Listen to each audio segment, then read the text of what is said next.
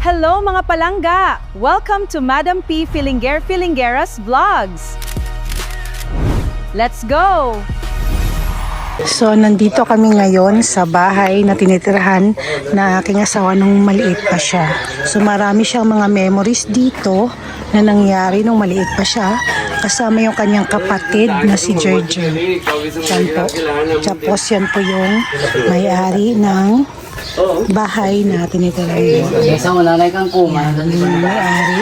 Tapos, ganito pa rin daw yung bahay na nirerentahan nila noon. So nagrerenta lang sila. Ito yung room na nirentahan nila.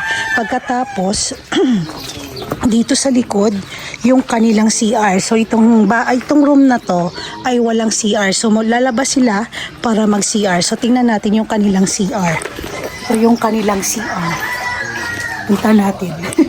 Pero nung maliit pa daw sila, ito yung kangkungan dito. Tapos may mga palaka daw doon na hinahanap nila.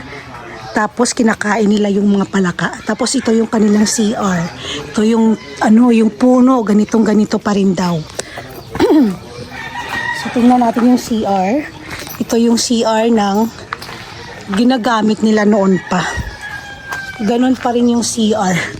Wala raw pinagbago yung CR, mga palangga. Ganito pa rin daw. O, diba?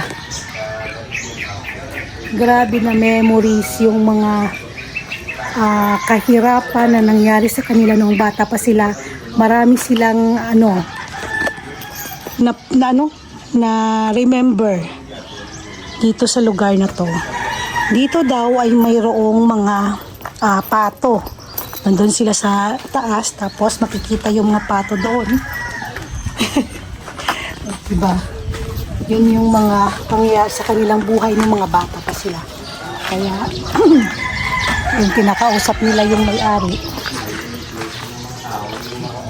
ng bahay.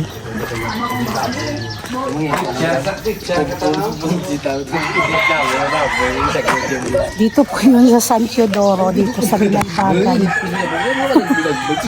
Nalika sa sila Payo mo ba? Pagbo. Ayun di ka gago siguro ba ang baka. ang design Yung may-ari ng bahay na inuupahan nila noon. Oo, pero ang style ang style sa nagdanan na mumalagyapon nagliwat lang tanaw kaoy Kita ka sa office ya, sa official na. Nga talapakan, integrin ko lang, hindi po na. Hindi na. So, kung ano yung bakasan, asbla. grabe din Bagay ka na inom sa yung multivitamins wala? Wala yun? tol Ako. sige ko ba sa ito lang Hindi ba kumakit to? nagdoha rin din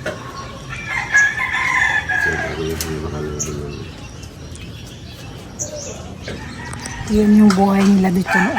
Nung mga maliit pa sila. Nay, baka bulok na yun Wala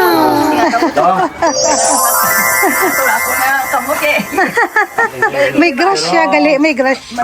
at least kasi pa paano makalabay kami din makapulupundo na kami kung makalustorya kami sa inyo Damog sila na, dumduman. sa Ronilaw mayo ganis dito kaya approachable man Manahawan bang ulod niya din tatlo na. So medyo matagal-tagal din kami nag-usap doon mga palangga, pero ngayong araw ay talagang kinakailangan na namin umuwi. So see you again next vlog mga palangga. Thank you, God bless. But don't forget to like, share, and subscribe. And click the bell button. Thank you mga palangga. Goodbye. Hindi ko galing sa piyak.